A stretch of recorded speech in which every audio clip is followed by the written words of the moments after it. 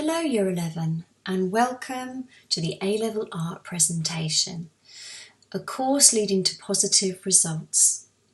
Now I'm just going to be going through the course structure and showing you examples of A-Level artwork. So I'm going to take you on a little bit of journey slide by slide this evening.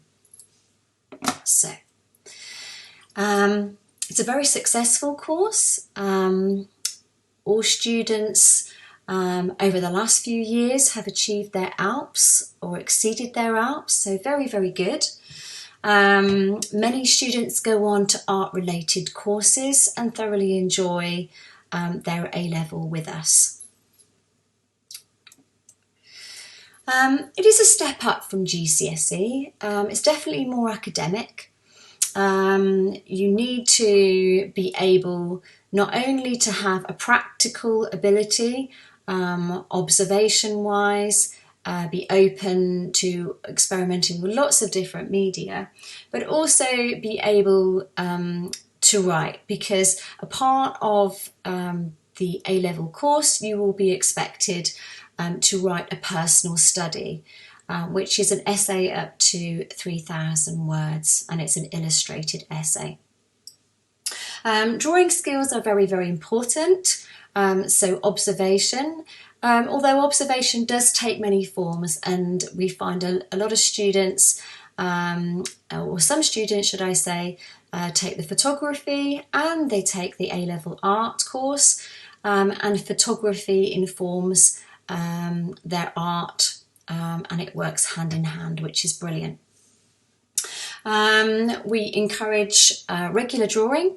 In Year 12, we start an ADAD sketchbook, which is a drawing a day. And Year 12 is very much the foundation year where you're learning lots and lots of good practice. Demands on time, yes. There is a lot of time for you to allocate with your study periods, and a lot of students who succeed in the course and get those top grades do spend a lot of time in the art room. Okay, so moving forward. So looking at the overview of the course and the course structure.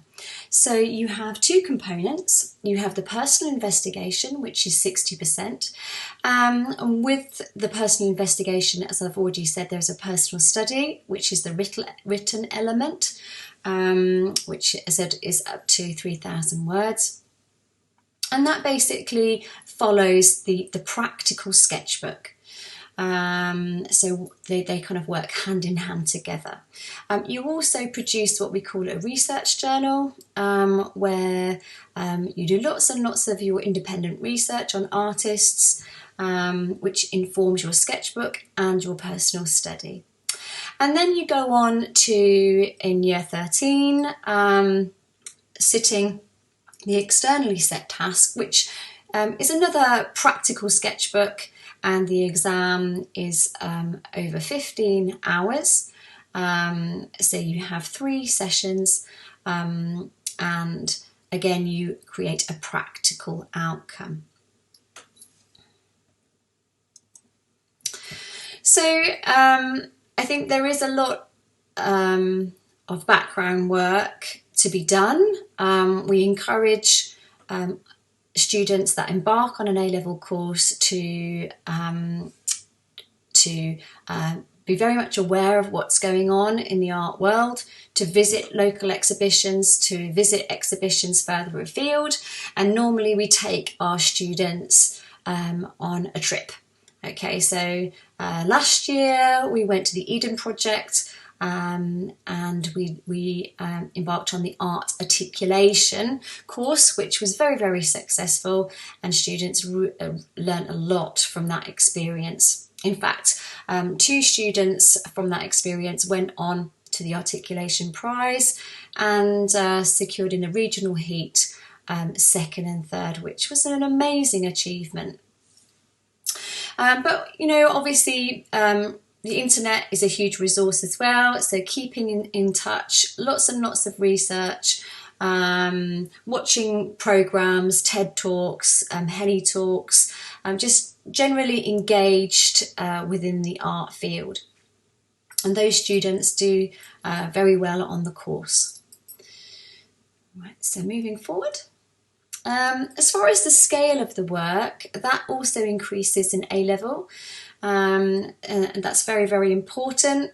So we work on A2, we do work with A3, but on A2, A1, and even larger. So these paintings were very big, as you can see, 150 by 200 centimetres, so sort of kind of like a large wall size painting, very expressive, encouraging lots of mark making, and the students really enjoy that process. It's very different to GCSE.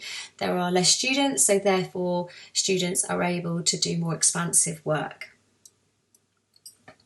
We encourage a lot of independent work as well, so students working at home, doing large responses at home, and obviously also working in the classrooms on those large responses. So homework is essential. Like I said, we do expect students to create large responses at home as well as in class, and a variety of media. So here, not only large-scale drawing, we've got a painting here on the right-hand side that uses non-traditional methods as well, so using coffee within the work. The smaller painting here, lots of transparent layers using oil paint. So a whole range of media. And this is a lovely slide because it shows lots and lots of options from photography. You have on the top left there a student was very much into face painting and theatrical aspect. So that's a fantastic photograph. You have chalk in the middle there. You have costumes, so actually working in the fashion related aspects. Layering on the bottom right hand side, you have photograms.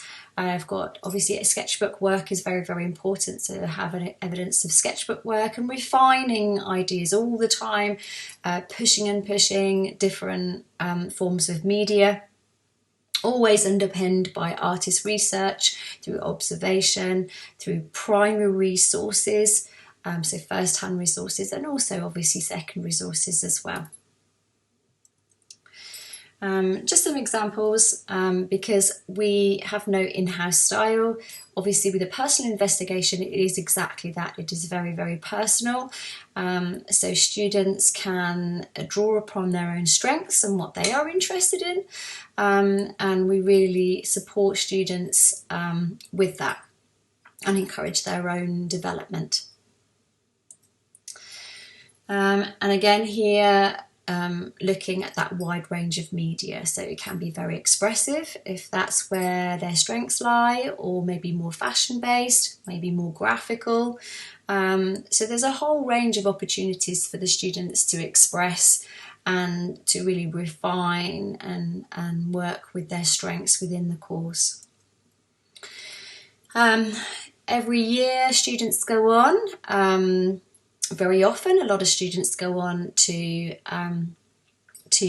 other courses, higher level art courses, degree courses, foundation courses, and there are lots of opportunities both locally and further afield. We also do offer interviews with the students to prepare them. We help them managing their portfolios and creating their portfolios too. So we give them lots and lots of support and lots of advice. And then for their final exhibition, when we have external moderation, we set it up in a suitable area. We have used the gym before. We have used both B32 or B22, depending on what's available. And the exhibitions are very, very strong, and it's amazing to see what students actually create as a collective. And these exhibitions demonstrate both their coursework and also their externally set test or task.